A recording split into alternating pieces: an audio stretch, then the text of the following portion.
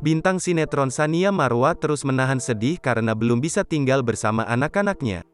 Sampai saat ini Syarif Muhammad Fajri dan Aisyah Sabira, anak-anak Tsania Marwa, ikut Atala Riksyah, ayah mereka. Meski memenangkan hak asuh anak, Tsania Marwa belum bisa berkumpul dengan anak-anaknya yang kini tinggal bersama Atala Riksyah. Herdian Saksono, pengacara Tsania Marwa, mengatakan, kliennya belum bisa hidup tenang karena anak-anak bersama Atala Riksyah. Tsania Marwa juga belum bisa melaksanakan eksekusi penjemputan anak-anaknya dari tangan mantan suaminya itu.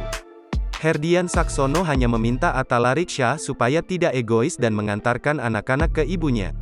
Sekarang ini Tsania Marwa memilih menempuh jalur hukum berupa peninjauan kembali, PK Putusan Pengadilan Agama Cibinong, Kabupaten Bogor, Jawa Barat.